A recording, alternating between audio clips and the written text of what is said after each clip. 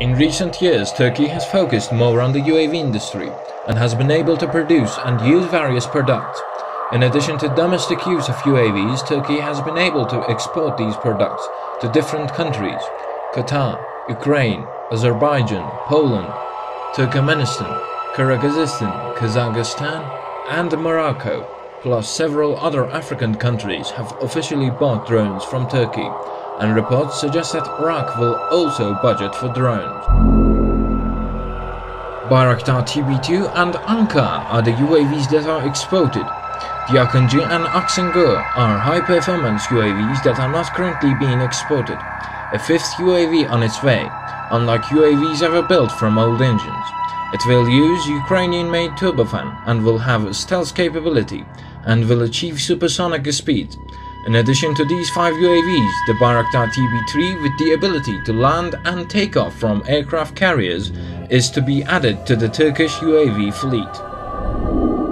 We have made videos about the Akıncı UAV and the Turkish supersonic UAV project. You can watch it here in the channel if you haven't already. But the topic of discussion today is the new capabilities and technologies that we will witness on the Akıncı until next year. As we said in the Akıncı video, this drone has 3 versions. Version C, which is equipped with 220 horsepower piston engines, made in Turkey for long endurance. Thanks to these engines, Akıncı can fly for approximately 50 hours. The Akıncı version A, delivered to the Turkish army, uses Ukrainian AL-450 engines.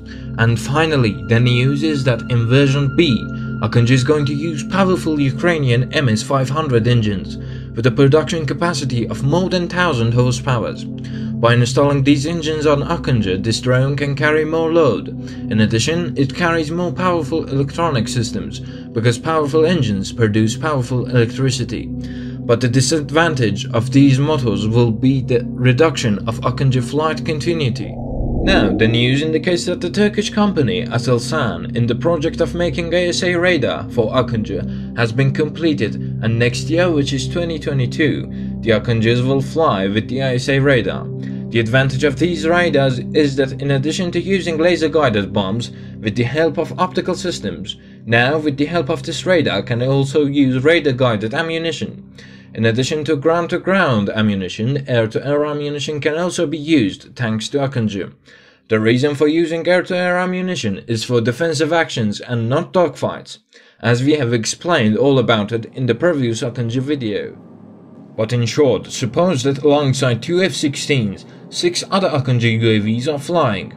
If the enemy jet fighters approach to attack, they will be confused, because if they target F-16s, the UAVs will target them using air-to-air missiles, and if they target UAVs, the F-16s will bring them down. So Akıncı can be considered as an ammunition tanker for fighter jets. This means that air-to-air ammunition will be effective when it flies with fighters. Otherwise, only other UAVs and helicopters and bombers can be targeted. In addition to Akıncı, new improvements have been made to other Turkish drones.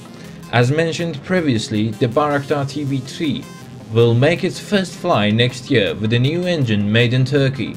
Unlike TB2, it will be equipped with powerful engines. Anka drones are also being developed, and with the change in the shape of their wings, the payload capacity has increased from 200 kg to 350 kg. So far, more than 250 Bayraktar TB2 has been produced and production is ongoing. About engines, TEI company has produced different engines for UAVs and is developing several different engines.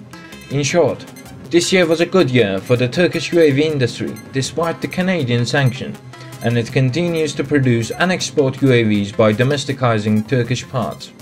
So I hope you enjoyed the video, and we'll see you in the next video.